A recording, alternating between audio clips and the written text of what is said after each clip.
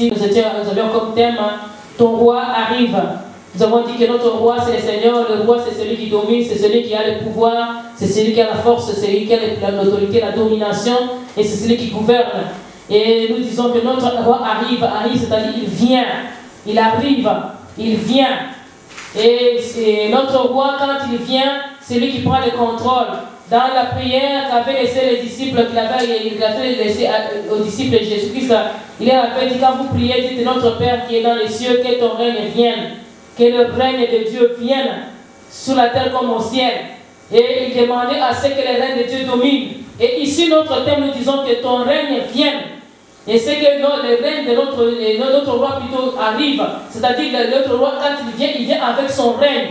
Il va venir régner, il va venir dominer. Quand lui, il règne, le diable ne peut plus régner. C'est lui qui prend le contrôle, c'est lui qui prend la domination, la direction, c'est lui qui prend le règne, et c'est lui qui prend l'orientation de toutes les choses.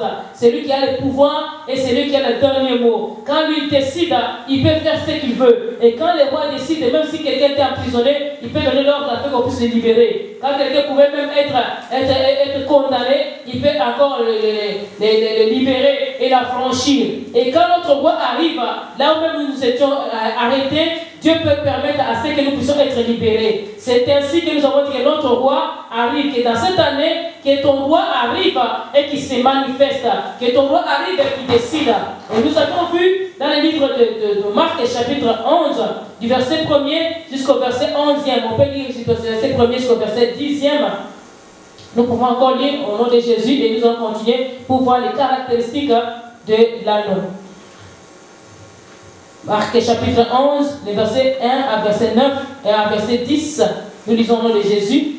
Lorsqu'ils s'approchèrent de Jérusalem et qu'ils furent près de Bethphagée et de Béthanie, vers la montagne des Oliviers, Jésus envoya 2 de ses disciples en leur disant, allez au village qui est devant vous. Dès que vous y serez entrés, vous trouverez un anneau attaché sur lequel aucun homme ne s'est encore assis. Détachez-le et amenez-le. Si quelqu'un vous dit, pourquoi faites-vous cela? Répondez, le Seigneur en a besoin. Et à l'instant, il les laissera venir, et à l'instant, il les laissera venir ici. Les disciples étant allés trouver l'anneau attaché dehors, près d'une porte au contour du chemin, et ils le détachèrent. Quelques-uns de ceux qui étaient là leur dirent, que faites-vous? Pourquoi détachez-vous cet anneau? Ils répondirent, comme Jésus l'avait dit, et on les laissa aller. Ils amenèrent à Jésus l'anneau sur lequel ils jetèrent leurs vêtements, et Jésus s'assit dessus. Beaucoup de gens étendirent leurs vêtements sur le chemin, et d'autres des branches qui coupaient dans les champs. Ceux qui précédaient et ceux qui suivaient Jésus criaient, Hosanna, béni soit celui qui vient au nom du Seigneur. Béni soit le règne qui vient, le règne de David, notre Père. Hosanna dans les lieux très hauts. Jésus entra dans Jérusalem, dans les temples, quand on avait dit verset 10. Et on lit encore le chapitre de Zacharie, chapitre 9, le verset 9.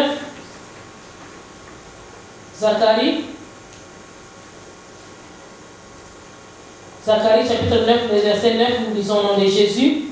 Sois transporté d'allégresse, fille de Sion, pousse des cris de joie, fille de Jérusalem. Voici ton roi, vient à toi, il est juste et victorieux, il est humble et monté sur un âne les petits, d'une ânesse. Amen.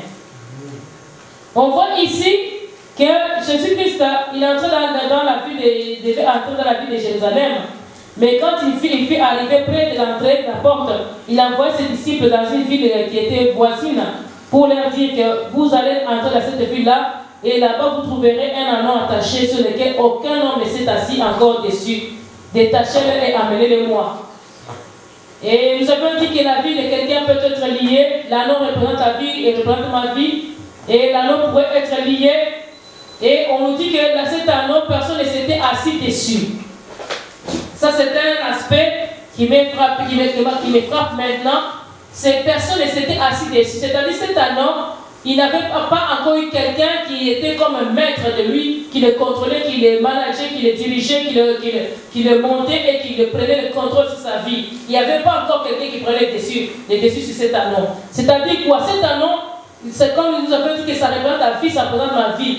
Ta vie, tu peux être là, il y a personne, tu n'as jamais été chez les féticheurs, tu n'as jamais laissé quelqu'un prendre le dessus sur toi, prendre le dessus, le contrôle de ta vie. Mais la Bible déclare que Jésus-Christ lui-même devait prendre le contrôle de ta vie. Même si tu avais déjà été, mais laisse à ce que Jésus lui prenne le contrôle sur ta vie. Et on nous dit que quand on a libéré cet anneau, les propriétaires de l'anneau n'étaient pas contents. Quand Jésus veut libérer la vie de quelqu'un, les sorciers, les gens qui prenaient le contrôle, qui dirigeaient cette année, qui dirigeaient ta vie, ils ne peuvent pas être contents. Et peut-être c'était les gens qui avaient le pouvoir sur toi. Si on regarde peut-être dans ta famille, peut-être c'était tes ancêtres, bien qu'ils sont morts, c'est eux qui continuent à contrôler ta vie et qui dirigeaient ta vie jusqu'à maintenant. Et ils avaient le pouvoir sur ta vie, ils avaient le contrôle sur ta vie, ils avaient la main sur ta vie. Mais maintenant, Jésus a décidé de libérer ta vie, de t'affranchir de tout ce qui t'est bloqué, de te libérer de tout ce qui t'empêchait d'aller de l'avant. Dieu a décidé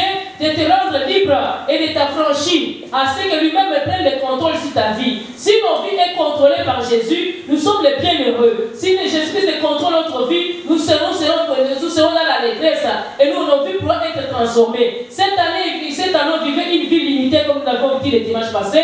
Et cet anneau, il n'était pas loin de la sortie. Il n'était pas loin de prendre le contour. Mais la Bible déclare qu'il était lié, il ne pouvait pas rien faire. Il n'était pas maître de sa vie. Il peut t'arriver que tu n'es pas maître de ta vie. Tu ne peux pas faire commettre l'impudicité, ni commettre l'adultère, ni commettre l'inceste, ni commettre l'ivrognerie, ni commettre la gloutonnerie. Mais tu te retrouves que tu n'es pas maître de toi. Et quand on regarde dans les enseignements sur la délivrance, on trouve que quelqu'un qui est possédé n'est pas maître de lui-même. Il ne sait pas se contrôler. Ce sont des autres qui le contrôlent. Ce sont des autres qui prennent l'autorité sur cette personne-là. Il ne veut pas faire du mal, mais c'est tout qu'il a déjà fait du mal. Il ne veut pas se fâcher, c'est tout qu'il est déjà fâché. Il ne veut pas commettre l'impudicité, c'est tout qu'il a déjà commis l'impudicité. C'est qu'il n'est pas maître de lui. Il y a d'autres gens qui prennent le contrôle sur lui. Cet anneau ici, il n'avait pas un mot à dire. Il était limité et il vivait au contrôle de ce qu'il avait lié, au contrôle de ce qu'il avait mis sous cette emprise. Il était sous l'emprise du lien, sous l'emprise de l'imitation qu'on lui avait mis. Laisse à ce que ta vie soit libérée au nom de Jésus. Que tu ne sois pas sous le contrôle de ceux qui t'ont manipulé autrefois.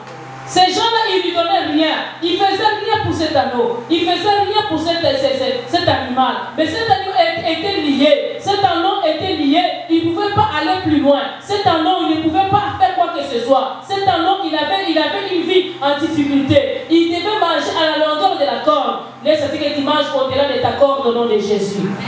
Laisse-moi que tu manges au-delà de tes limitations au nom de Jésus. Je n'avais dit que toi, tu n'atteindras jamais $20 000. Laisse-moi que tu arrives même dans des millions au nom de Jésus. Que Dieu puisse te libérer et qu'il puisse t'affranchir. Oh, tu ne termineras pas les études secondaires ou c'est au collégial. Laisse-moi que tu termines même l'université, tu fasses même les bacs et même le doctorat au nom de Jésus. Que Dieu t'amène plus loin, au-delà de ce qu'on t'avait limité. On avait dit que toi, tu n'atteindras pas telle vie, tu n'auras pas telle longueur de vie, tu n'auras pas 30 ans, tu n'auras pas 50 ans. Et ça fait que tu deviens même un centenaire au nom de Jésus. Alléluia. Le diable n'a pas l'autorité sur toi, c'est Jésus qui a la dernière parole sur ta vie. S'il lui dit oui, qui dira non. S'il lui décide qu'il va être contre sa décision. Et sa décision, sa parole, c'est plus qu'une évidence. Ce qu'il dit, il va le réaliser. Amen. Même si le temps passe, même si les jours passent, même si les gens se moquent de toi, si lui avait dit que tu réussiras, tu réussiras. Tu seras guéri, tu seras guéri. Tu seras délivré, tu seras délivré. Même si ça prend du temps. J'en ai déjà entendu des témoignages, des gens qui me donnaient des témoignages. J'ai dit, moi j'ai pu sortir, j'ai fait 3 ans chez mon pasteur, on était en train de prier pour moi. 3 ans, on priait pour lui. 3 ans. 2 ans, on est en train seulement de prier pour lui. Si tu as dit que tu seras libéré, tu seras libéré. Alléluia. Mais il y en a de ces gens-là, on l'a prié seulement 2 fois. Il est déjà fatigué. Mais soyons persévérants. Alléluia. Si Dieu a dit quelque chose, il le fera. Peu importe le temps que ça prendra, mais sois déterminé. Et moi, je ne retournerai plus en Égypte. Moi, je veux m'en aller à Canaan. Josué était de ces gens-là qui dit que non, moi je ne retournerai pas en Égypte. Je ne mourrai pas non plus au désert. Je vais arriver à Canaan. Et il est arrivé. Sois déterminé. Laisse-moi te dire que ta porte de sortie n'est pas le plus loin. Tu es prêt de sortir. Et la Bible dit qu'il était près de la porte, il était dehors, près de la porte. Il commençait déjà à voir, il n'était plus prisonnier de la prison. Il y en a de ces gens-là qui sont prisonniers spirituels, qui ne voient rien, qui sont dans les quatre murs, qui ne voient rien, qui ne voient que dans les quatre murs. Ils n'arrivent pas à connaître autre chose que ce qu'ils avaient déjà connu. Alléluia. Mais cet homme, lui, il était déjà dehors. Il pouvait commencer à voir des choses qu'il ne voyait pas. Il pouvait voir le soleil, il pouvait même recevoir la pluie, l'eau de la pluie. Alléluia. Il pouvait même voir les gens qui passaient. Même s'il ne pouvait pas être capable de toucher, mais il les voyait déjà quand même de loin. Mais il n'était pas encore capable de toucher. Il y en a beaucoup de gens qui sont déjà sortis de la prison, mais ils sont restés avec des liens. Alléluia. Tu es sorti de la prison spirituelle, là où tu étais dans les quatre murs, peut-être tu étais dans une vestibule, là où tu étais encadré par des policiers, des gardes à l'intérieur de la prison, et à l'intérieur de l'endroit où on t'avait lié. Mais laisse à ce que tu sois dehors maintenant, que tu commences à voir, et pas seulement rester dehors, mais que tu sortes maintenant dehors et que tu partes, et que Jésus-Christ se monte sur toi. Alléluia. Il y a des étapes dans la vie spirituelle. Il y en a des gens qui étaient liés à l'intérieur, comme Pierre, il était dans une vestibule. À l'intérieur de la prison, il était dans une autre cellule de la prison. Et là, il était gardé encore par deux soldats, un à gauche, un à droite. Il ne pouvait pas voir dehors, même pas le corridor de la prison. Il était vraiment lié. Il était vraiment emprisonné. Et quand l'ange est venu le libérer, on l'a frappé entre les côtes. Il était entre les deux soldats. On l'a frappé entre les côtes, on a dit lève-toi. Il s'est levé, il a dit porte tes chaussures. Il a porté ses chaussures, il a porté son manteau, il a mis sa ceinture. Il est sorti. Alléluia. Il a passé la première porte, il a passé la deuxième porte, il a passé la troisième porte. C'est qu'il était à l'intérieur de la prison. Il pouvait voir dehors.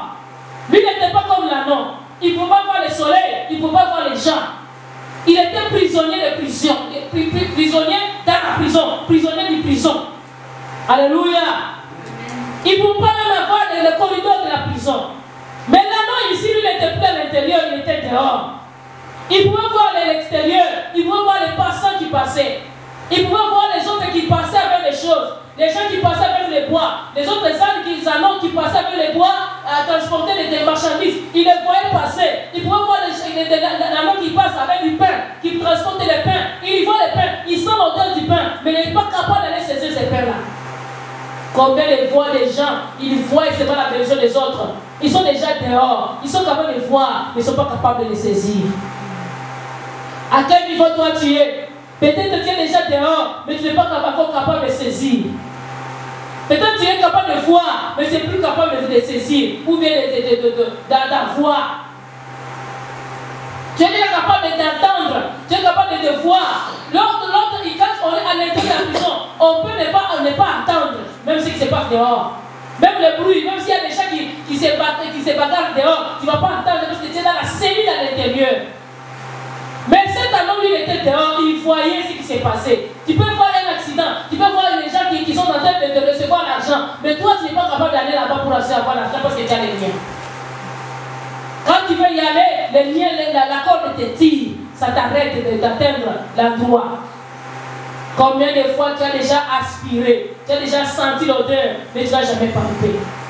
Tu vois seulement chez les autres, tu vois seulement les autres saisir, mais toi tu n'es jamais capable de saisir. Laisse à ce qu'aujourd'hui tu sois capable aussi de sortir et d'aller atteindre ta maison au nom de Jésus. Il était près de la porte, il voyait la porte, il était capable de voir la porte de la sortie de la ville. Il ne pouvait plus sortir de cette ville-là, mais il ne pouvait pas sortir parce qu'il avait la corde. La Bible dit qu'il s'était près du contour du chemin. J'aime cette partie ici, le contour du chemin. Laisse ce que Dieu t'amène au contour du chemin. Là où les autres vont prendre le gauche, toi tu vas prendre la droite. Là où les autres vont se perdre, toi tu vas prendre le chemin qui ne te perd pas. Tu vas aller jusqu'à ta destinée. Là où les autres vont prendre une mauvaise tournure, toi tu vas prendre une bonne tournure. Les choses qui tournaient mal contre toi, tu vas prendre une bonne tournure. Laisse que les choses changent maintenant au nom de Jésus. Qui t'amène à une autre tournure, qui t'amène à une autre dimension dans le nom de Jésus. Que tu sortes, tu vois la porte et que tu prennes la bonne tournure dans le nom de Jésus. Que tu prennes le contour et que quand on va te chercher, on ne te trouve pas. Vous savez quand même que la police est en train de suivre quelqu'un. Si la personne a viré, c'est fini. Alléluia. On ne le voit plus. Si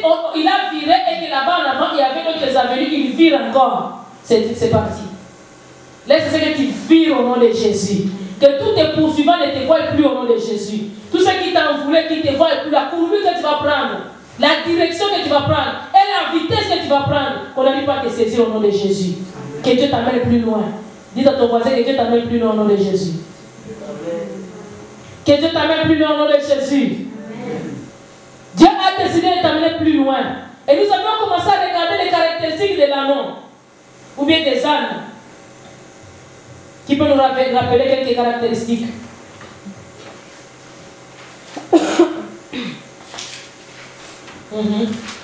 Rapidement. On avait vu quelques caractéristiques le dimanche, lesquelles vous avez écrit.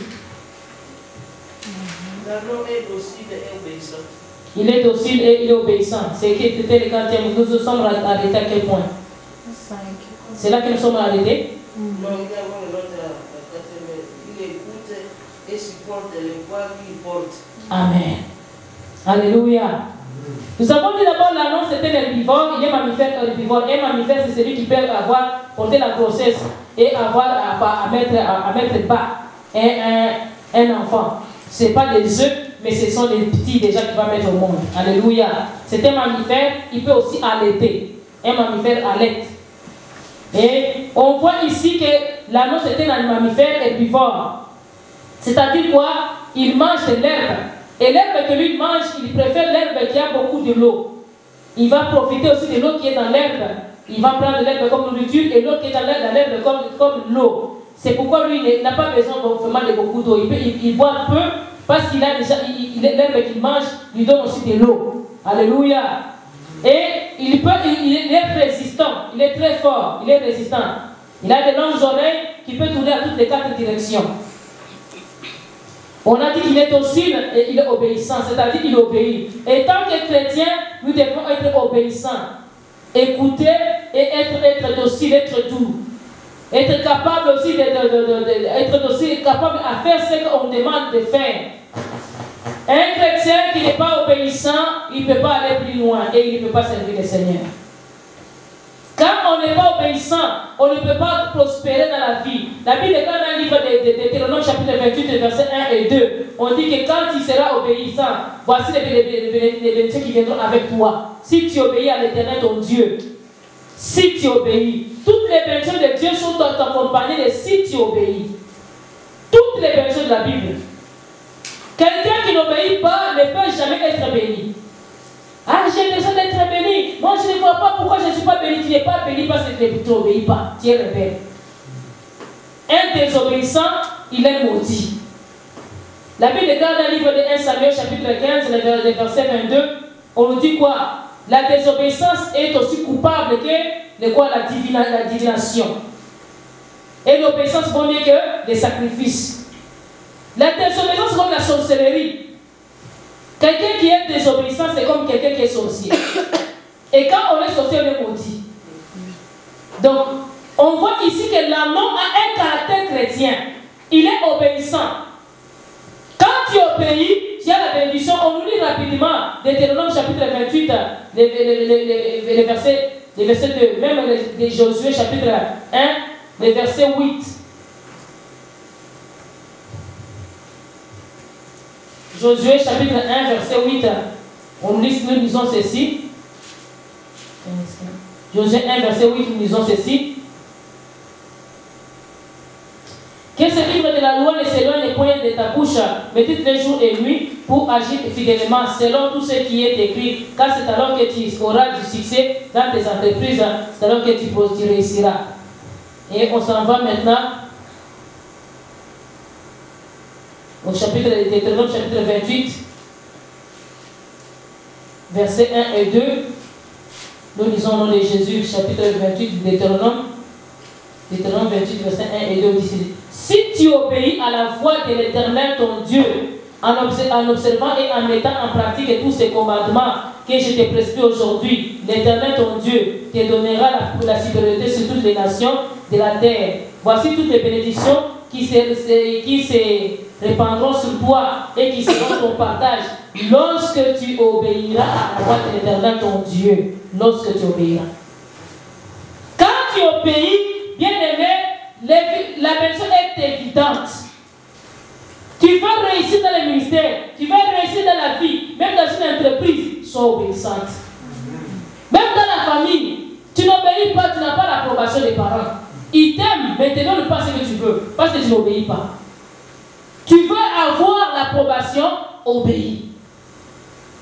Même pour avoir le permis de conduire, tu n'obéis pas aux règles de la route. Il y a 3 sections. Il y a les signalisation, il y a technique routière, sécurité routière, et il y a aussi technique de conduite. Quand tu n'obéis pas aux règles qui sont là-dedans, c'est pourquoi on fait d'abord la théorie avant de faire quoi? La pratique. On suppose que tu as déjà la théorie dans la tête, quand tu vas entrer dans la route, tu vas obéir à ces règlements-là. Tu n'as pas observé les règlements, tu ne réussis pas. Même pour réussir à l'école, on te donne le cours. Tu dois obéir à ce que le professeur avait posé comme question, répondre seulement à ce qu'il a posé comme question. Comme il le voulait. Tu ne veux pas, tu ne veux pas ce que lui a voulu, tu n'as pas le point non plus. Vrai ou faux? Et puis il y a d'autres professeurs qui sont méchants, ils veulent que tu puisses transcrire intégralement ses phrases à lui, pas tes phrases à toi. Ça, c'est le plus méchant des professeurs. Il y en a d'autres qui vont te comprendre, mais l'autre, il veut seulement que tu puisses écrire ce que lui a écrit. Si tu obéis, mais tu vas voir quelqu'un dans l'église, il ne veut pas obéir. On lui dit, tu vas faire ça, mais non. Il veut prendre l'église comme si c'était des jouets. C'est l'église qui est le temple de Dieu, c'est là qu'il y a maintenant le désordre. Non, dans l'église, il n'y a pas de désordre. Alléluia. Il y a aussi des règles dans l'église. Il y a aussi de l'observation. On les suspend, ils quittent l'église à matin. Alléluia. Et puis ils sont même pas venus me voir. Moi, j'étais très fâché. Tu étais fâché. Alléluia. On te donne les règlements, tu obéis aux règlements. Tu n'observes pas les règlements, tu es disqualifié du règlement.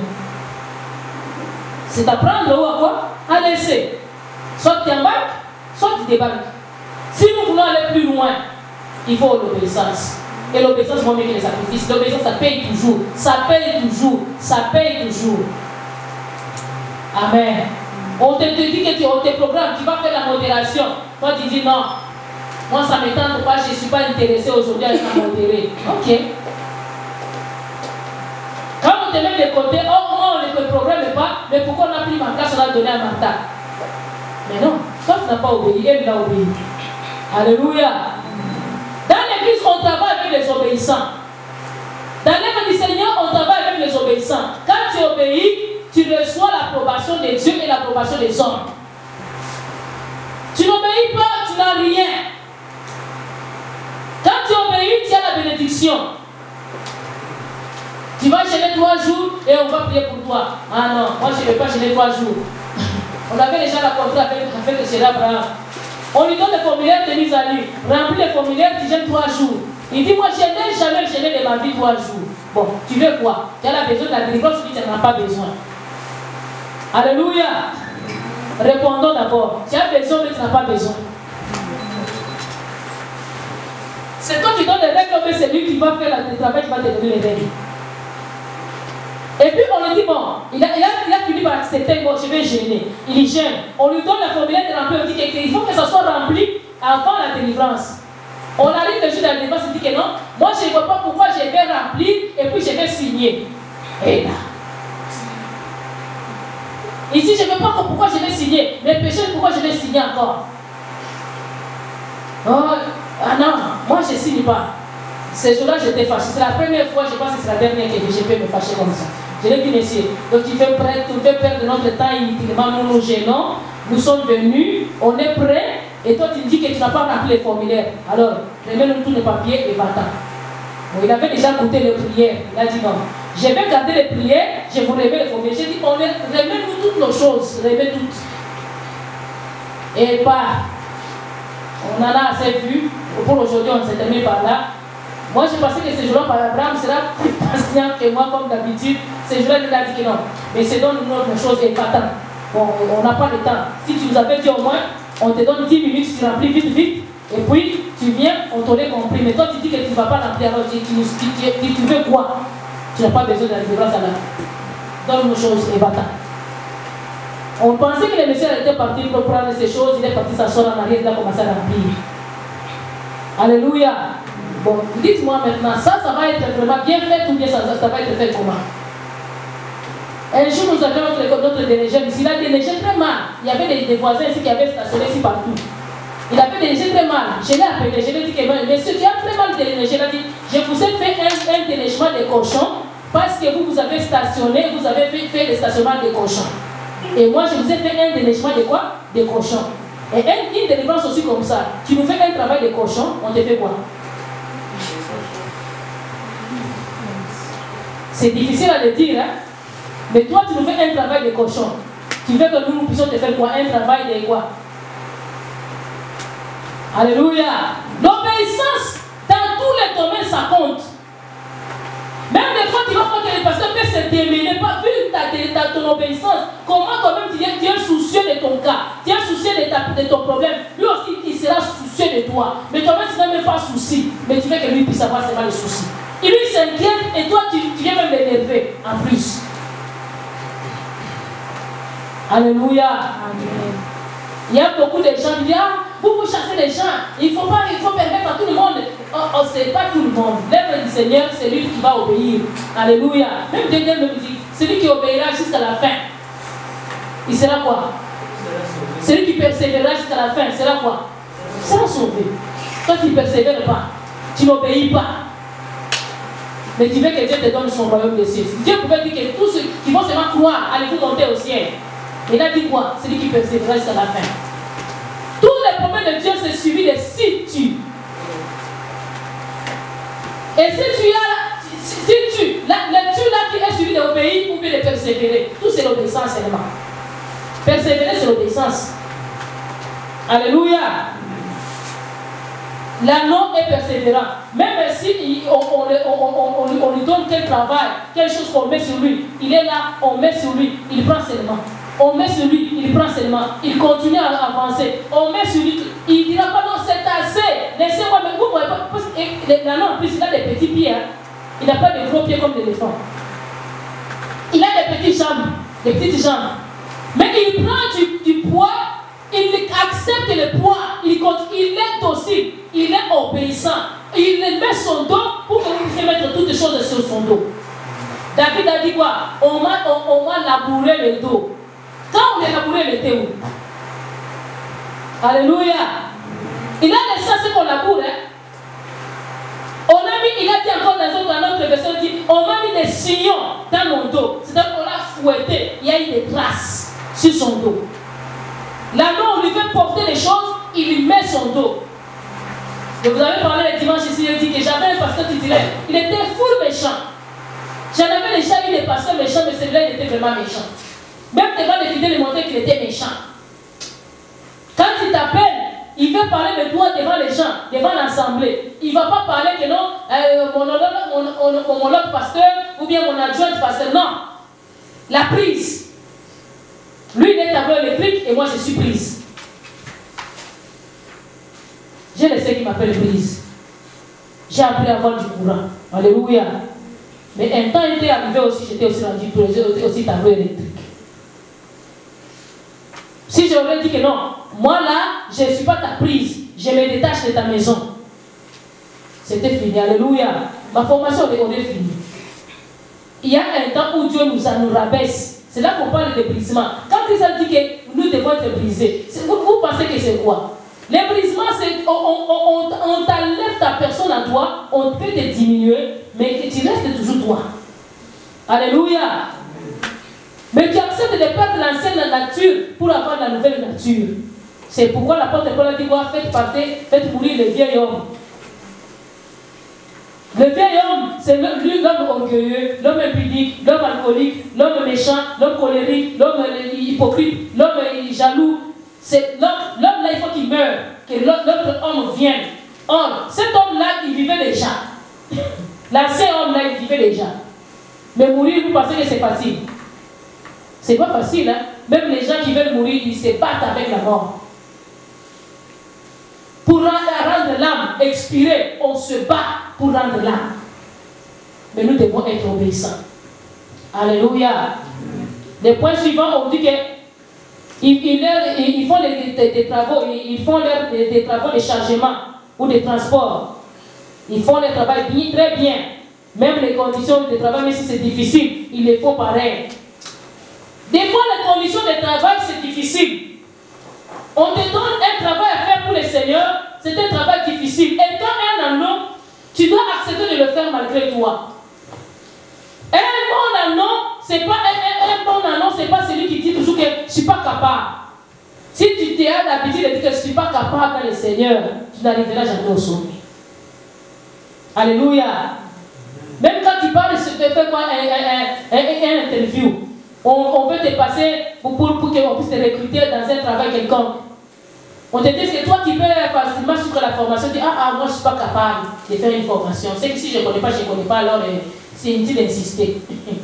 Hein? Les ressources humaines, des gens comme ça, vous les traitez de comment? Il est déjà disqualifié, vrai ou faux? On a des gens qui disent que moi, je suis prêt à apprendre, j'apprends vite. Pas des gens qui disent que je ne suis pas capable. Quelqu'un qui dit que je ne suis pas capable, tu ne lui donneras rien. Tu vas, est-ce que vas-tu essayer de faire la modération? Moi là, je ne suis pas capable. Donc on ne te donnera jamais. Donc tu ne monteras jamais ici à la chaîne. Parce que tu n'es jamais capable. Alléluia. Même les jours où toi-même tu te sentiras que tu es capable, on ne te mettra plus parce que tu avais dit quoi? Je ne suis pas capable. On te donne un petit morceau à chanter ici à la chorale. Moi je ne suis pas capable. Moi ça me tape sur les nerfs. Eh oui, ça te tape sur les nerfs, alors on t'arrête tout, on va te donner à quelqu'un à qui ça ne tape pas sur les nerfs. Vous pensez qu'apprendre ça, à tout le monde, même aux grands serviteurs que tu vois là, ça leur avait pris du temps pour maîtriser les choses. Personne ne dira que moi je suis monté à la chaîne pour la première fois, j'étais content, j'avais l'onction. Il y a tous on tremblait comme ça, tu voyais la jupe, ça tremble. C'est pas pour modérer, pour prêcher, pour la première fois. Et on a commis des bêtises, des erreurs. On a même dit des mensonges des fois. Je vous ai toujours raconté, moi. J'ai prêché un jour, j'ai dit, Jésus est tombé avec sa croix. 3 fois. Jésus, fils de Dieu, il est tombé. J'ai commencé même à pleurer. J'étais rempli d'onction. Mais j'étais fausse. Jésus n'est jamais tombé avec sa croix. Quand j'ai fini de prêcher comme ça, le pasteur est monté de site, il n'a rien à prêcher, il est monté par ici à la chair. Et l'autre pasteur là, il était comme ça. Il avait des paroles crues, brutes. Pas raffiné, il est raffiné par ses paroles, il était comme ça. Et les fois, les gens le détestaient, mais il était bon quand même. Alléluia. Parce qu'il nous dit la vérité en face. Hey, il a dit, va bien lire ta Bible. Depuis quand Jésus est tombé avec sa Bible? C'était la conception que j'ai reçue quand j'étais catholique. C'était des faux enseignements que les prêtres m'ont donnés. Mais dans la Bible, c'est pas écrit que Jésus est tombé avec dans sa Bible. Jusqu'à aujourd'hui, même il y a des gens. J'ai écouté hier un prédicateur qui parlait. Il a dit, Jésus est tombé avec sa Bible et sa croix. Et il y a eu un Éthiopien et un Égyptien, Simon. Il s'appelait Simon. Simon le Cyrène. Il voulait parler de Simon le Cyrène. Il était Égyptien. Il est venu porter sa croix. C'est que l'évangile a commencé en Afrique. Vous voyez, Jésus-Christ est tombé avec sa croix. C'est lui qui est venu l'aider avec la croix. C'était lui aussi, il faut qu'il aille bien lire sa Bible. Il venait avec des grosses commentaires, des gros commentaires. Quelqu'un qui ne connaît pas, il accepterait comme ça. Il va prendre ça comme ça. Jésus n'était jamais tombé avec sa Bible, sa croix. Il avait porté sa croix jusqu'à Golgotha. Même quand on a décidé de donner à Simon le Cyrène sa croix, ce n'est pas parce que Jésus-Christ était capable de porter sa croix. C'est eux qui ont trouvé que non, que quelqu'un vienne l'aider. Mais lui n'avait pas demandé d'aide. Alléluia. Si il avait besoin d'aide, il demanderait aux anges de venir porter ça pour lui. Allô? Alléluia. Il ne faut jamais se décourager. Oh, nous allons faire jeûne. Ma mère a 75 ans maintenant. Elle n'a pas gêné. Toi, tu as encore que c'est 20, si c'est 25, tu as si c'est 30, tu te dis que non, c'est beaucoup. Tu as encore la vie pleine. Beaucoup de sang, beaucoup d'énergie. Pour s'il faut manger les foufous, tu es capable. Faire des push-ups, tu es capable, mais pour le gêner, tu n'es pas capable. Non, tu n'es pas capable aussi de gêner, de faire des Seigneur. La Bible dit qu'ils étaient prêts, même dans des conditions difficiles. L'œuvre du Seigneur, ce n'est pas seulement quand tout est beau qu'on le fait. On le fait même quand c'est mauvais. Un anon, il travaille même quand c'est dans des conditions difficiles. À Guatemala, là-bas, tu vas voir des fois il pleut, il monte les montagnes avec. À la place là-bas, très haut dans la montagne. Les routes ne sont pas bien, ce sont les routes de l'impossible. Mais tu vas voir les ânesses se promener avec le bois. Ils viennent ramasser les bois. Ils vont amener jusqu'à la montagne. Ils ne se fatiguent pas. Ceux qui sont dans la plaine, ils sont là. Ceux qui sont dans la montagne, ils montent la montagne. Ils ne se fatiguent pas. Un bon chrétien, tu ne peux pas te fatiguer. Ah, répétition chaque semaine. Non, moi je vais me reposer des semaines. Tu te reposes des semaines, on te slide, ce n'est pas mon problème. Je ne viens même pas me voir moi à cause de ça. Ne regarde pas la morale. Alléluia. Nous devons observer les critères de Dieu. Nous voulons aller très loin avec le Seigneur, nous devons nous renforcer, avoir des nerfs solides. Ça demande quand même des nerfs solides. Alléluia. C'est difficile et tous, même nous formons et on devient solide. Personne ne devient fort. Si tu regardes le film de Rocky, il n'était pas devenu fort en un jour, il s'est beaucoup entraîné pour devenir fort. Tous les travaux que nous faisons, ce sont des entraînements. Et c'est ce qui nous rend plus forts. Les échecs que tu as, ça compte. Ça te rend fort. Tu as raconté les échecs, tu te relèves, tu réessayes encore. Tu tombes encore, tu réessayes, tu tombes encore, tu réessayes, jusqu'à ce que tu vas bien le faire. C'est comme un dessin, tu as dessiné, le peintre, le maître dit que non, tu n'as pas bien dessiné, va encore recommencer, tu recommences, tu dessines, l'épaule n'est pas bien, tu recommences, jusqu'à ce que tu vas voir le portrait parfait qu'on voulait que tu fasses. C'est ça l'œuvre du Seigneur. Alléluia. Il ne faut pas te fatiguer, non, dis moi je suis tanné. Ah, moi on me demande tout le temps la chanson m'a déjà demandé de chanter plusieurs fois. Moi je ne suis pas capable, moi je suis tanné. Et puis en plus ce sont des enfants, moi j'abandonne. Non. Persévère. Persévère, la persévérance paye. Ah, mon apôtre m'a demandé de commencer à se réveiller les enfants, à compter les gens dans l'église. Pendant que les autres sont en train d'écouter la parole, il y a d'autres qui dérangent là-bas en arrière. Moi je dois aller voir. Moi, non, je suis tanné. Hey, ne t'étale pas. Persévère. Ah, les autres sont en train de dormir. Moi, je dois faire des montages. Je dois faire des montages. Pendant que les autres dorment déjà, l'année d'études est déjà finie. Les autres ont même oublié qu'il y avait une culte. Moi, je dois maintenant monter et mettre encore sur YouTube. Je suis fatigué. Fais-le. Alléluia. C'est difficile, mais c'est ton travail. Fais-le. Quand même, c'est 2h du matin que je me réveille pour écrire une prédication. Je me réveille. Je ne dis pas, ah, les autres dorment à ce moment-ci, et moi, je dois couper mon sommeil pour écrire la prédication. Je dois me réveiller. Amen. Même dans des conditions difficiles, des fois tu es malade, mais Dieu te dit que tu vas le faire. Tu le fais. Tu le fais. Des fois, c'est moi qui dis la chair, je suis malade. Vous ne saurez même pas que j'étais malade. Mais je le fais. Je ne me plains pas. Alléluia. Même dans des conditions difficiles, les amants travaillent, les ânes travaillent. Les points suivants. Ils sont solides et supportent les conditions de travail qui se voient impossibles à supporter par d'autres types d'animaux. Ils sont solides et supportent les conditions de travail qui se voient impossibles à supporter pour d'autres types d'animaux. Et ils sont solides. Et ils supportent les conditions de travail. Certaines conditions, certains autres animaux ne les supportent pas. Par exemple, prendre le poids, comme je vous ai donné l'exemple. Il prend le poids, il va prendre le sac, il prend le bois, il prend la personne qui. Et puis on lui donne encore le coup de fouet. Mais il supporte ça. Il est solide. Alléluia. À Guatemala, toujours que j'avais vu encore des ânes. Les ânes, on les charge de beaucoup de poids et on les tire maintenant. On commence à les tirer, donc on les fait passer des fois là où il y a de l'eau. Ils doivent traverser les ruisseaux. Ils doivent traverser facilement.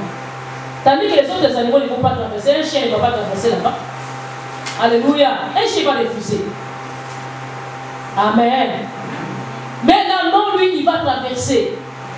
Il pleut, il est dehors. Il n'est pas dans l'abri. Regardez les films de Luc Luc. Son cheval est toujours dehors. Il est toujours prêt. Quand il vient, il monte dessus, il part directement au combat. Film des oraux. Son cheval est toujours prêt à aller combattre. Alléluia. Il ne se fatigue pas. Les autres animaux vont dire que non, ah, toi aussi dis. Même la nuit. Et quand même si c'est la nuit, on vient le réveiller, on le prend, il part. Il sait que c'est déjà l'heure de partir. Il est toujours prêt. Pendant que les autres dorment, lui, il est toujours prêt. Les canards, il va rester dans les cachots, il reste dans les... Mais lui, non, lui, il va aller dans la forêt. Il va aller dans les champs. Les conditions qui sont difficiles pour d'autres animaux, pour lui, il est prêt. Aussi un chrétien. Les conditions, même dans les conditions les plus difficiles, dans la pauvreté, dans la manque. Dans une église où il y a des chaises, ou dans une église où il n'y a pas de chaises. Déjà trouvé des églises où on prend comme des bois, on les met, c'est là que les gens s'assoient. Dans d'autres églises, même des nattes, les gens s'assoient par terre. C'est bon pour écouter la parole. Alléluia.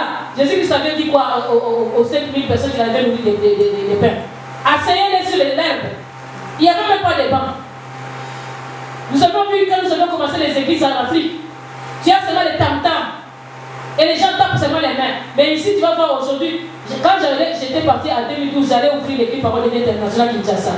J'avais présenté 2 pasteurs qui voulaient travailler avec moi. Je les ai demandé, on a parlé, tout ça, je les ai demandé c'est quoi qu'ils pensaient qu'on pouvait faire. Ils m'ont dit la première des choses. Première des choses. Tu nous achètes des instruments complets.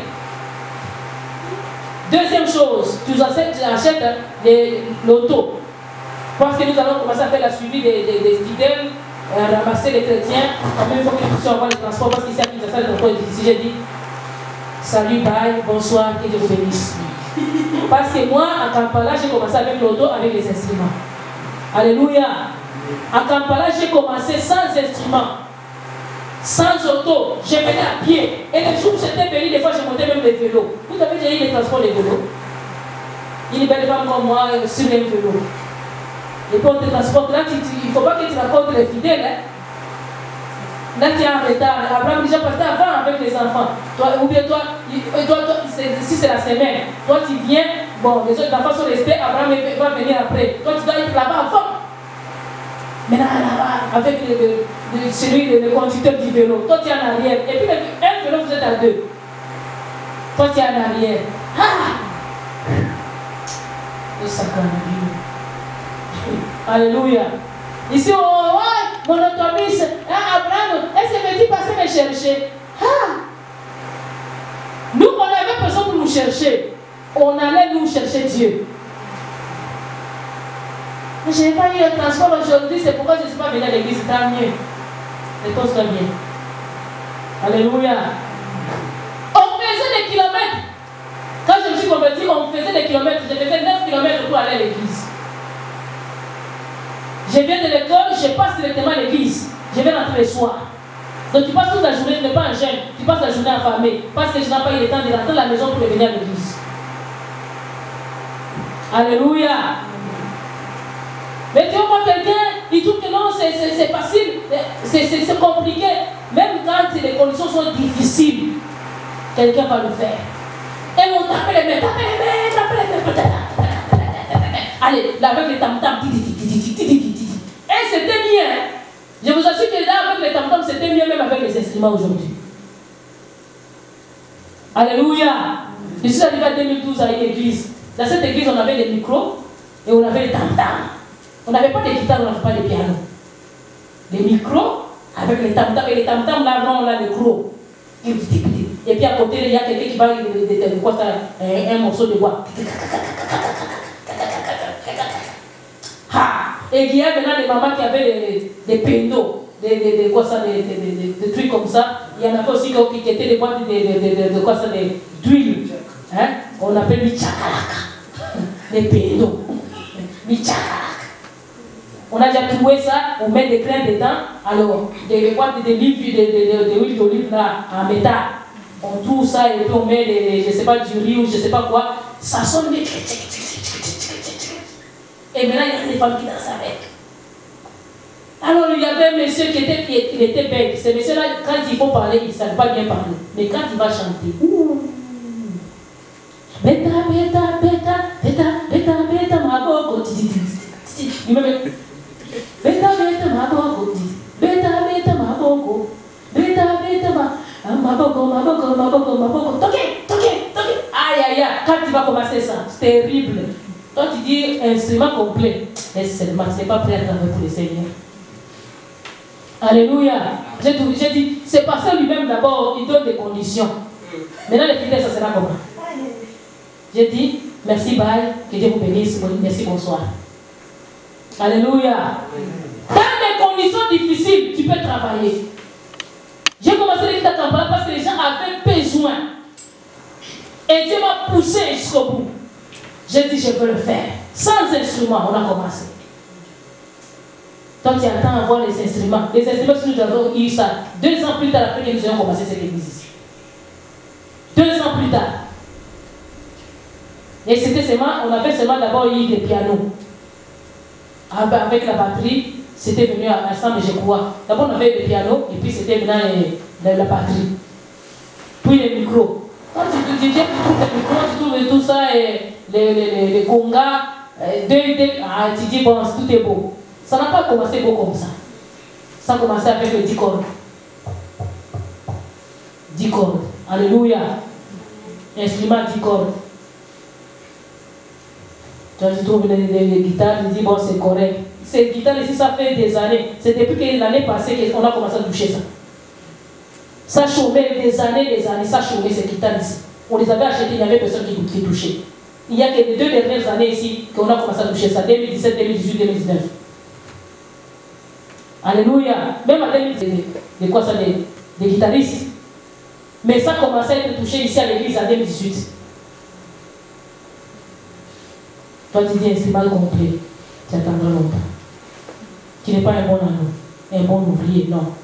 Un anneau, c'est un ouvrier. 5e point. L'autre point plutôt. Ils sont très intelligents et malins. Très intelligents. Ils savent que quelque chose ne va ou qui ne va pas. Bien aimé, être intelligent, ce n'est pas un péché. Même la Bible dit que Jésus-Christ est grandissait en stature, en taille, en intelligence et en esprit. En stature, en sagesse, en intelligence et en esprit. Pareil avec Jean-Baptiste, pareil avec Samuel, pareil avec Samson. Si tu veux grandir, il faut avoir l'intelligence et la sagesse. On ne dit pas qu'il faut que non, tu sois bourrique. Tout ce qu'on te dit qu'il faut que tu acceptes, non. Tu dois aussi avoir l'intelligence pour comprendre les choses et pour aussi développer les choses. Pour aussi créer les choses. Pour aussi développer certains talents que Dieu t'a donné. On t'a donné un peu, tu peux aussi multiplier. On regarde les paraboles des talents. On les avait donnés à quelqu'un 5 talents, à l'autre 2 talents, à l'autre 1 talent. Celui qui avait 5 talents, il les avait multipliés à lui, il gagnait d'autres 5 autres talents. Celui qui on avait donné 2 talents, il avait aussi gagné 2 autres talents. Et celui qu'on avait donné 1 talent, s'il vous plaît, au lieu de les multiplier, il est parti les enfouir dans la terre. Il n'était pas intelligent. Ce qu'on te donne, la parole qu'on te donne ici, tu peux arriver à le multiplier, à le développer, à faire mieux. On t'a donné des enseignements sur la délivrance, tu peux encore faire mieux pour te garder dans la délivrance. On t'apprend quelque chose, on t'apprend à modérer. Tu ne vas pas prendre seulement les versets qu'on t'avait donnés, tu peux aussi aller trouver d'autres versets. D'autres façons aussi d'agrémenter les services. Mais restant toujours dans la doctrine, la saine doctrine. Alléluia. Il faut être intelligent. On vient, on te gomme n'importe quoi, tu acceptes parce que c'est écrit dans la Bible. Élie a accouché sur l'enfant, met dans la main, bouche dans la bouche, pied dans la bouche. On couche sur toi, bouche dans la bouche, met dans la main, et tu dis que c'est écrit bibliquement. Tu n'es pas intelligent. Alléluia. On vient te piller et toi tu acceptes. Allez, on te dit, bon, Dieu m'a dit que pour te rencontrer, il faut que tu me donnes d'abord 1000 $. Pour que je prophétise pour toi, donne d'abord 1000 $. Tu n'es pas intelligent. Je suis en train de te piller. Amen. Nulle part c'est écrit que non, avant que je puisse prier, et puis que je puisse prophétiser, il faut que je donne. Il est écrit que n'allez pas visiter l'homme de Dieu main vide. C'est écrit dans la Bible. Mais ce n'est pas une condition que non, pour que je puisse vraiment prier pour toi, il faut nécessairement que tu me donnes quelque chose. Vous avez reçu gratuit? Donnez reçu quoi? Gratuit. Des fois, on interprète mal les Écritures, que quelqu'un qui n'est pas intelligent, il les gobe comme ça et il se détruit. Nous devons être wise. Amen. Amen. On doit être intelligent. Nous avons besoin que Dieu donne l'intelligence. Alléluia. D'être discerné aussi. Être intelligent, être sage. La sagesse, ça consiste aussi à avoir le discernement des biens et du mal. L'anneau est très intelligent. Il est aussi malin. il voit, il dit, il ne faut pas que je puisse laisser faire comme ça. Il comprend ce qu'il y a et il sait comment se faire. Alléluia. Le point suivant, leurs mouvements sont lents et ils ne sont jamais pressés. Mais quand ils ont l'opportunité, ils démontrent une réelle motivation. Ils sont capables de résoudre des problèmes complexes. Leur mouvement est lent et ils ne sont jamais pressés. Mais quand ils ont l'opportunité, ils démontrent une réelle motivation et sont capables de résoudre des problèmes complexes. Leur mouvement est lent et ils ne sont jamais pressés. Mais quand ils ont l'opportunité, ils démontrent une réelle motivation et sont capables de résoudre des problèmes complexes. L'un n'a jamais été pressé, bien aimé. Un chrétien, tu ne peux pas être trop pressé. Il n'est jamais trop pressé. Le mouvement semble être lent. Mais quand il y a quelque chose, il te montre de l'énergie pour bien faire le travail qu'il avait fait. Même un travail complexe, il peut le faire. S'il faut tirer les charrues, il va tirer. S'il faut prendre les bagages, il va les prendre. S'il faut prendre la personne dessus de lui et aller à la guerre, il va aller à la guerre. Au rythme qu'on lui met, il va le faire. Alléluia. Il n'est jamais pressé. Il ne faut jamais être pressé avec le Seigneur. Il ne faut pas dévancer le Seigneur. Laissez le Seigneur passer en avant. Alléluia. Toi, viens toujours après Dieu. Même si sa décision s'entraîne, attends-lui qu'il te dise quelque chose. Il faut attendre un go de sa part. Mais les chrétiens d'aujourd'hui, ils aiment prendre le contrôle. Ils veulent prendre le devant. Laisse Dieu prendre le devant. Si l'être ne te répondre, ne le dévance pas. Sois lent, attends-le. Sois patient. Qu'elle lui passe en avant. Toi, tu vas le suivre toujours après. Et tu vas être prêt à faire tout le travail, même regarder que c'est complexe. Tu vas le faire bien. Parce que tu as eu le temps de bien le préparer, de bien le faire. Tu as pris le temps aussi de bien l'apprendre aussi. Quand tu ne comprends pas, viens demander de l'aide, on va te l'apprendre. Ils ne sont pas pressés. Ils ne sont jamais pressés, ils sont là. Ils sont là, lents plutôt. Mais ils ne sont jamais pressés. Les presseurs, comme on dit les Français, n'ont jamais réussi. Quand toi, tu veux toujours faire des choses avec précipitation, tu ne vas pas bien le faire. Ne sois pas pressés dans la vie. Surtout dans la vie chrétienne, ne sois pas pressés. Attends ton temps. Je m'étais converti à 88. J'ai commencé à servir le Seigneur à 94. Jusqu'à aujourd'hui. J'ai commencé ma propre église en 2006. Alléluia. En 2005. Et ici, j'ai commencé en 2007. Je prends mon temps. Je suis arrivé en 2006. J'ai pris une année. Ce n'était pas une année sabbatique. J'étais assise dans une autre église comme fidèle. On connaissait que j'étais pasteur. On m'avait donné à prêcher une seule fois, toute une année. J'ai pris mon temps dans cette église-là. Malgré peut-être on me diminuait, malgré des fois on me rabaissait, mais j'ai entendu. Mais aujourd'hui, ils sont devenus des grands amis avec ces pasteurs. Quand ils ont des problèmes, c'est moi qui appelle pour aller résoudre les problèmes de l'église. Quand j'ai besoin, c'est eux que j'appelle. J'ai pris mon temps. Je n'étais pas pressé. Alléluia. Oh, comme Dieu m'avait dit, va au Canada, tu vas ouvrir pour moi une église. Je suis arrivé, j'ai ouvert l'église. Non, j'ai pris mon temps. J'ai d'abord fait l'étude du milieu. Même quand on arrive quelque part, tu dois d'abord faire l'étude du milieu. Connaître le peuple, connaître les comportements. Qu'est-ce qu'il faut? Rassemble les moyens. Maintenant, commence. Tu veux construire une maison, c'est seulement 10 000 $. Là, je vais construire une maison. Est-ce que ça va se suffire? Tu vas arriver au milieu, ça va bloquer. Tu ne vas même pas arriver quelque part. Parce que tout le monde a commencé à aussi dire, ah, tous mes amis se sont mariés. Moi aussi j'embarque. Non, attends, sois patient. Alléluia. Ne sois pas pressés. Les pressés n'ont jamais réussi. Ah, les gens qui nous sont venus, nous avons les baptêmes le même jour. Tous ils sont décidés d'entrer dans les ministères. Et moi je ne suis pas. Attends ton temps. Alléluia. Attends ton temps. Ne sois pas pressés. Ne sois pas pressés. Les gens avec qui nous sont convertis le même jour.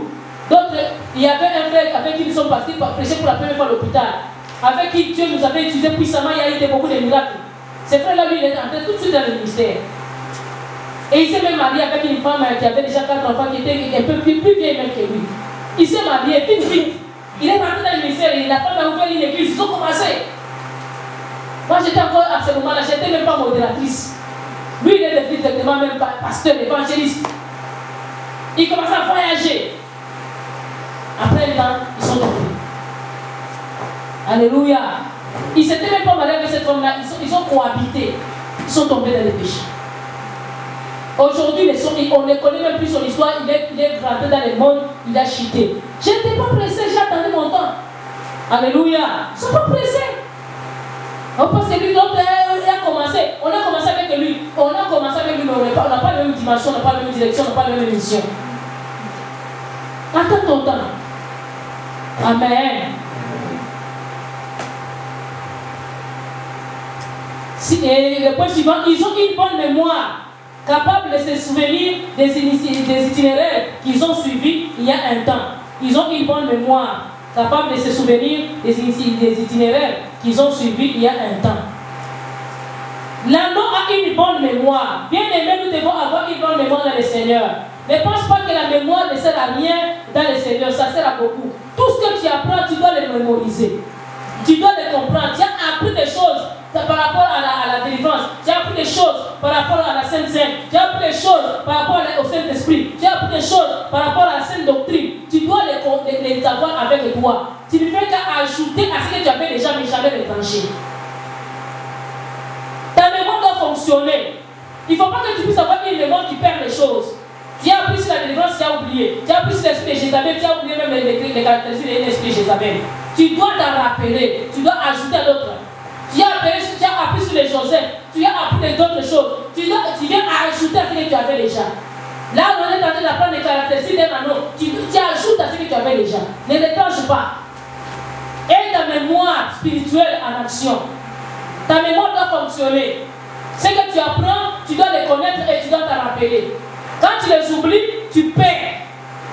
Quand tu les oublies, tu ne grandis pas. Parce que tu vas mettre en pratique quoi? On met en pratique ce qu'on a appris. Si tu as déjà oublié, tu vas mettre en pratique quoi? Il ne faut jamais oublier. On t'a enseigné sur c'est quoi être chanteur, c'est quoi être un musicien, c'est quoi être, je ne sais pas, un média, c'est quoi être, je ne sais pas, protocole à l'église. Tu dois apprendre ces choses que tu as appris et tu ajoutes à cela tout ce qu'on apprend comme étant chrétien. Ne dis pas que ça devient beaucoup. Quand on commence à conduire, on te dit que non, ça c'est le premier jour, hein, quand tu rentres dans l'auto, on te dit quoi? Ça c'est les volants, ça c'est la signalisation, les clignotants, quand tu montes c'est les clignotants à gauche, les clignotants à droite, et puis ici ça c'est les essuie-glaces, et ça c'est pour mettre au parking, pour mettre drive, quand on dit c'est drive, c'est parking, et puis là-bas c'est pédale de frein, ici c'est pédale d'accélérateur. On t'apprend des choses. Maintenant quand tu commences à conduire, on te dit bon ça c'est le rétroviseur, ça ce sont les miroirs, et puis le rétroviseur, et puis là-bas, tu vois là-bas l'arrêt de toi, la fenêtre à côté, c'est l'angle mort. Il faut que quand tu veux tirer, il faut que tu regardes. Quand tu commences à conduire, maintenant tu commences à dire beaucoup de choses comme ça, c'est moi-même qui va les gérer. Parce que quand vous commencez le premier jour, vous êtes avec l'évaluateur, celui qui t'aide à apprendre à conduire. Lui là aussi les freins de son côté. Si tu veux faire un accident, lui prend les freins, il les femmes. Maintenant, quand au début, j'avais tendance à regarder en bas. C'est où les freins? C'est là, c'est... Alléluia. Maintenant, tu dois tout gérer toi-même. Donc, tu dois les mémoriser dans ta tête.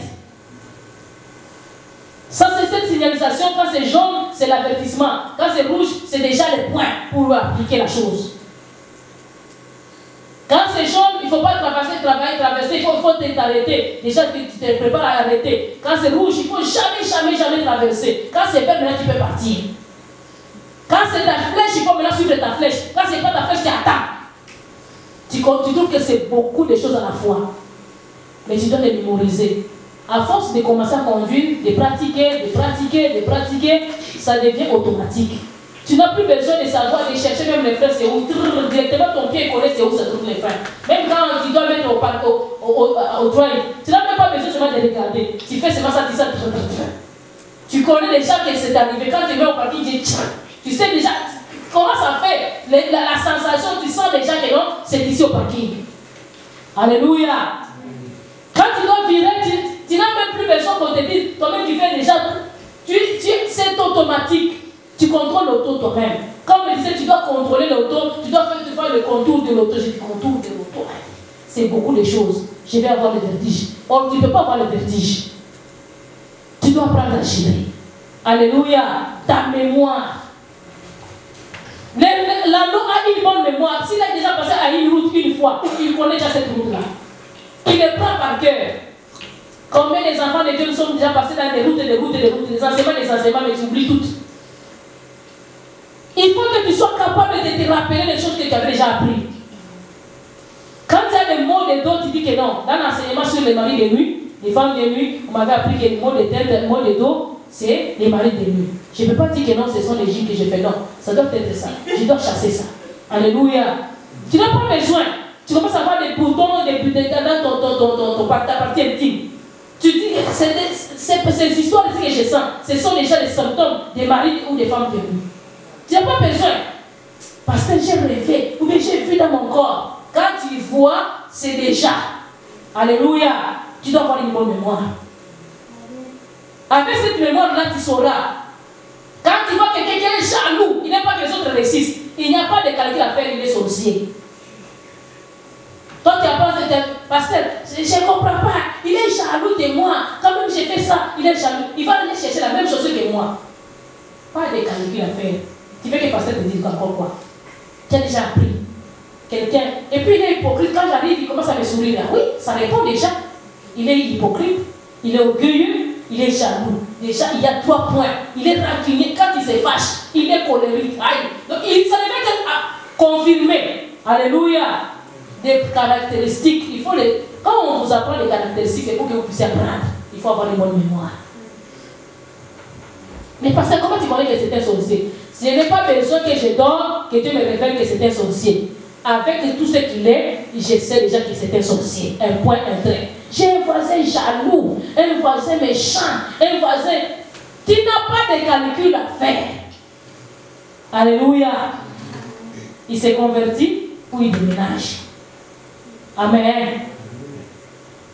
Si toi tu as la force de déménager, toi tu déménages. Mais si toi tu aimes les quartiers, tu restes, puis pars.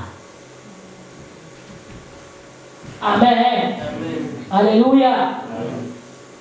Il y a des choses qu'il faut qu'on t'apprenne. Et des choses, quand tu as la bonne mémoire, tu les apprends. Et même quand tu sais que pour être un bon serviteur de Dieu, il faut être comme ceci, il faut être comme cela. Tu as déjà des caractéristiques. Tu n'as qu'à les maîtriser et à les mettre en pratique. Dieu t'a parlé. Fais ci, fais ça pour réussir, pour arriver à ça. Mais tu veux que Dieu vienne le faire à ta place? Non. Et cette mémoire-là, tout ce que Dieu t'a dit, capte-les et mets-les en pratique. En les mettant en pratique, tu as gagné déjà la bataille. Mais tu vas vouloir que les pasteurs prient. Il ne va pas prier parce que Dieu t'a déjà donné les conditions. Amen. Dieu t'a déjà donné la réponse. C'est plus à Dieu. Oh, pasteur, parle-moi. C'est comment? Je ne te parlerai plus parce que Dieu t'a déjà parlé. Moi, je ne peux pas passer par-dessus Dieu. Dieu a déjà parlé. Qu'est-ce que tu veux que je te dise encore? Alléluia. Et une bonne mémoire.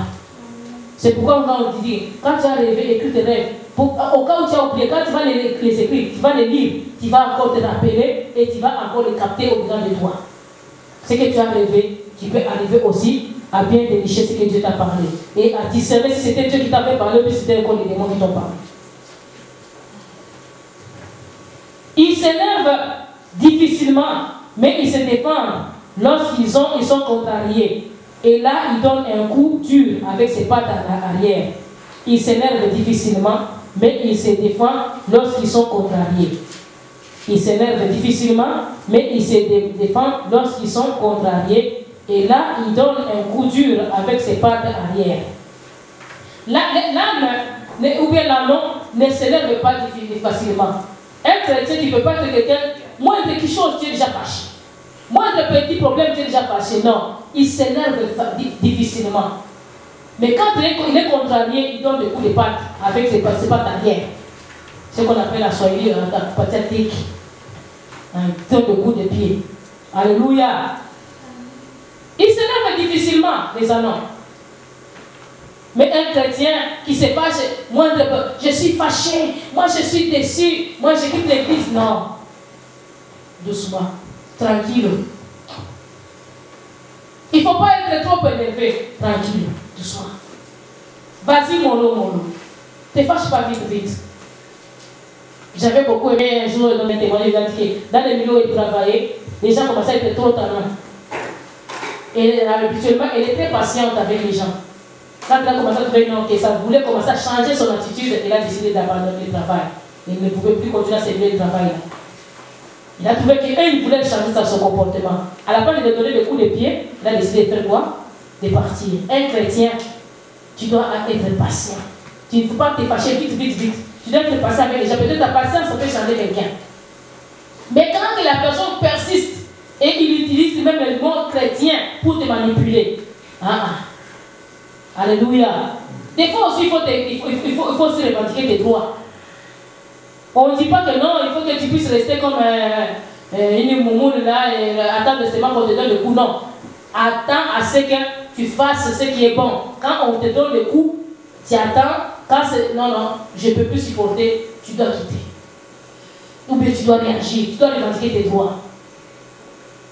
S'il faut aller à la justice, s'il faut aller parler, s'il faut appeler les gens, tu vas appeler. Alléluia. On ne peut pas se moquer de toi parce que tu es chrétien. Il y en a d'autres gens qui disent, on va dire que moi chrétien. Toi chrétien, tu n'es pas censé de mourir là parce que tu es chrétien. Il y en a d'autres qui disent, je sais que ça veut dire que non, si on te jute à la joue de gauche, allez, donne aussi la joue de donne. Il a dit donne. Il a dit qu'il ne te laisse pas encore frapper encore à gauche. Alléluia. Jésus-Christ est mort, vous savez une chose. Jésus-Christ est mort sur la croix. Il a donné sa vie pour nous. Il n'a pas manifesté la faiblesse pour qu'on le tue. Il avait la capacité de ne pas mourir. Lui-même, il a décidé de donner sa vie. Si quelqu'un te gifle à gauche, si tu le veux, tu vas donner aussi. Mais si tu ne veux pas, tu vas aussi refuser qu'on te donne aussi de l'autre côté. Sinon, on va t'écraser la mâchoire. On a dit que je donne, on va te donner un bon coup. Et la mâchoire va partir. On te donne à la gauche, tu dis, fais attention, si tu me donnes, je te donne. Tu me donnes, j'appelle la police.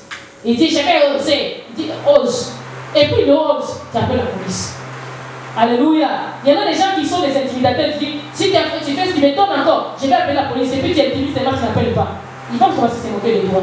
Quand tu donnes ta parole, exécute ta parole. Amen.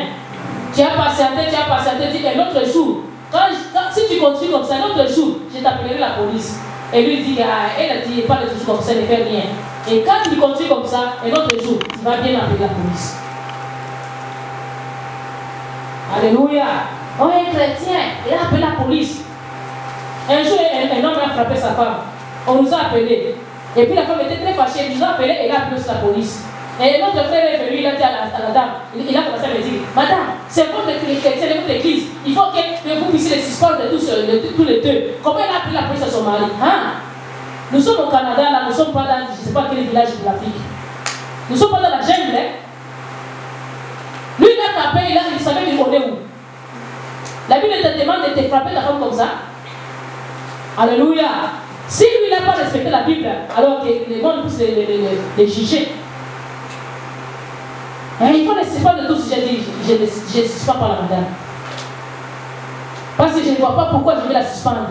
Les gars, quand il a giflé, il savait qu'il était serviteur de Dieu. Il a giflé. Et comment moi je vais suspendre la madame et suspendre les gars. Je ne suspends pas la madame. Elle avait le droit. S'ils avaient des choses à arranger, des gars à arranger, s'ils avaient besoin de nous, ils devaient nous appeler. Avant qu'ils puissent se frapper. Mais quand il a frappé, lui-même il s'est rendu justice. Alors la femme vous a demandé la justice. Alléluia. Et il a dit, madame, pasteur, parce que c'était une femme. Et il a mal jugé l'affaire. Je n'ai pas mal jugé l'affaire, j'ai bien jugé l'affaire. Quand ils ont appelé, il a commencé par gifler. Il était déjà serviteur. Il a giflé, il a frappé. Et la madame aussi, ayant vu que toi tu as fait appel à la force physique. Moi aussi j'ai fait appel à la force quoi? Physique. Physique sur physique. Personne entre les deux a agi de son esprit. Au contraire, la madame n'a pas levé sa main sur son mari. Parce qu'elle avait peur que la mâchoire puisse partir. Alléluia. Alléluia. Il n'y a pas d'amen. Ils s'énervent difficilement, mais ils se défendent lorsqu'ils sont contrariés. Et là, il donne un coup dur avec ses pattes arrière. un coup dur, pas un coup simple. Le point suivant, il n'attaque pas et ne donne pas.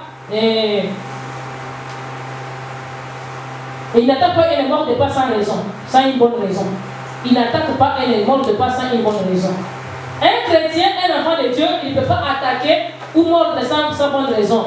Habituellement, l'âne ne mord pas. Mais quand l'âne arrive à mordre quelqu'un, c'est qu'il y a de quoi. C'est que vous l'avez fait quelque chose de très mal. Et là, il réagit très brutalement. Un enfant de Dieu ne peut pas agir brutalement sans cause. Comme je vous ai donné l'exemple de cette soeur-là. Si elle était arrivée, on va faire appel à la force extérieure. Et ici, on voit que l'âne, il ne parvient pas à mordre facilement. Il n'attaque pas. Les ânes sont, tu peux les toucher, tu peux les pousser, tu peux donner un coup de fouet, il ne va pas te faire du mal. Au contraire, quand on le conduit, tu donnes un coup de fouet, lui, là, il prend encore la vitesse. Mais quand tu lui fais du mal, que lui sent que ce n'est pas juste ce que tu fais, là, il réagit. Là, il peut mordre. Alléluia. Aussi, un chrétien, il ne faut pas que tu sois pressé à réagir mal. Si on t'a fait très très mal, là, tu as aussi le droit de réagir, mais non pas de tuer quelqu'un, non pas de faire du mal comme des mondes. Tu dois faire du mal spirituellement aussi, parce que la Bible déclare que notre bataille n'est pas physique, hein, mais c'est spirituel. 9e point, le point suivant, ils sont aussi têtus quand ils ne veulent pas faire quelque chose. Ils sont aussi têtus quand ils ne veulent pas faire quelque chose.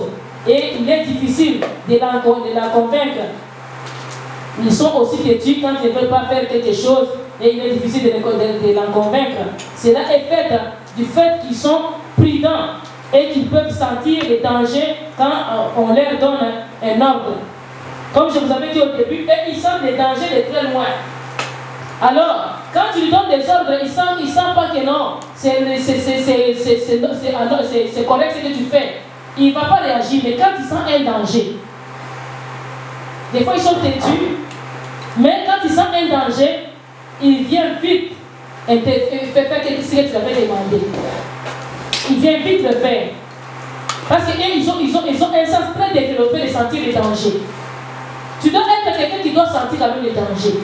Quelqu'un qui ne sent pas les dangers, même si tu as déjà traversé la ligne, tu ne sens pas que tu as déjà traversé la ligne, c'est très très très dangereux pour toi. Tu risques de tomber et d'avoir des problèmes. Un chrétien, tu es d'abord humain, mais tu dois sentir les dangers qui arrivent. Tu dois développer ces sensations-là de sentir les dangers qui t'arrivent. Il ne faut pas que tu te laisses comme ça. Il faut que tu arrives à sentir que non, ici, il ne faut pas que je continue. Si je continue, j'essaie de me faire très mal. Ils sentent les dangers. Et quand ils sentent qu'il y a quelque chose, là, ils vont réagir vite. Ils sont un peu têtus. Des fois, on peut te dire quelque chose, quand tu ne t'as pas encore convaincu de fois, tu peux dire que non, je ne le fais pas. C'est encore bien quand il n'y a pas de danger. Mais quand les dangers arrivent, c'est là qu'il y a un problème. Tu ne peux pas être quelqu'un qu'on te met comme ça, on te met, non. Tu dois quand même toi aussi avoir un bon sens de jugement. Tu dois avoir un bon sens de jugement. Mais quand ton jugement te dit que non, j'ai commis une erreur, il faut vite que tu te puisses te rabattre. Il faut que tu reviennes vite. Si tu ne reviens pas vite, tu vas tomber dans les dangers. Je ne vous dis pas d'être têtu, mais je vous apprends même à être docile et à être obéissant. Alléluia. Ça va vous épargner de beaucoup de choses. Parce que si tu n'as pas ce sens-là de sentir les dangers, tu vas tomber dans les dangers. Amen. Eux ici, ils sentent. C'est pourquoi ils sont un peu têtus. Mais quand si toi tu ne sens pas, tu vois que tu vas te retrouver dans les dangers directement. Je te donne l'option de choisir l'obéissance plutôt que de choisir la petitesse. Les points suivants et les derniers, ils sont exceptionnels. Ils sont exceptionnels, résistants, très intelligents et dociles. Ils sont exceptionnels, résistants, très intelligents et dociles. Tu dois être exceptionnel. Tu ne peux pas être comme tout le monde. Quand tu es exceptionnel, tu vas faire des choses extraordinaires. Et tu dois être résistant, tu ne dois pas être faible. Tu dois être quelqu'un de résistant. Moindre pépin, tu abandonnes, moindre pépin, tu laisses tomber. Non, sois résistant. Et tu dois être très intelligent. Développer la sens d'intelligence que les autres et ainsi étant docile. comme on l'avait vu au début là-bas, dans l'obéissance. Sois exceptionnel. Ne sois pas comme tout le monde. Ah, parce que tel a fait, moi aussi je vais faire. Tel est passé, moi aussi je vais passer. Tel a mangé, moi aussi je vais manger. Tel avait chanté, moi aussi je vais chanter. Non, sois exceptionnel, sois toi. Parce que moi je prêche comme ça, toi aussi tu vas prêcher comme ça. Non, sois toi, sois naturel. Alléluia, sois toi. Sans ce que tu veux, tu tiens en toi, ce que tu veux faire. Ah, parce que non, Joanne est éducatrice, moi aussi je vais faire la salle d'éducation. Non, si tu n'as pas ça en toi, ne le fais pas. Fais ce que tu veux faire. J'avais beaucoup aimé les témoignages de mon frère Elvis l'autre fois. Il a dit, j'ai terminé mon cégep, mais je vais pouvoir maintenant suivre l'option que j'ai, des choses que je voulais faire. Ce qu'il voulait faire, il veut devenir, il dit que maintenant tout est clair au-dedans de moi, je sais ce que je vais devenir plus tard. Il sait, s'il va être professeur, s'il va être médecin, c'est lui qui sait, c'est lui qui se sent. Alléluia. C'est pas moi qui va lui dire que non, Elvis, non, moi j'aimerais que toi tu sois comme ça. Non, c'est pas moi, son pasteur, qui va lui dire ce qu'il va faire. Joël, toi tu vas faire. Non, non. Lui, même il sent ce qu'il va devenir. Alléluia. Tu dois choisir quelque chose que tu sens en toi, que tu vas faire et que tu vas pratiquer. Quelque chose que tu ne vas pas pratiquer, ça te sert à rien, tu te perds des années pour rien. Alléluia. Et tu m'as été parti faire le doigt. Puis il m'a dit, maman, je ne sens pas que je vais pratiquer ça. J'ai dit, si tu ne sens pas, arrête ça tout de suite. Tu es dans la première année, arrête ça. Il a déjà fait 2 sessions. J'ai dit, arrête ça tout de suite. Il a dit, mais je vais perdre mon année. J'ai dit, vaut mieux tard que jamais.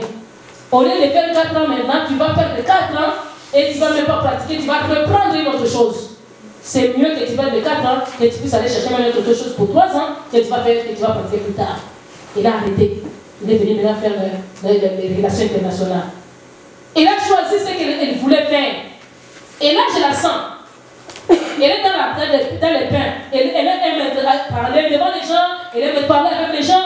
Ça la facilite plutôt que de juger les gens. Donc, il faut que tu te sentes, que tu sois exceptionnel, que tu sois toi. Qu'on ne puisse pas te maquiller, qu'on ne puisse pas te changer. Quand tu prêches, tu vas prêcher. Tu vas commencer à dire Alléluia, comme moi je dis. Non, sois toi. Amen. Amen. Non.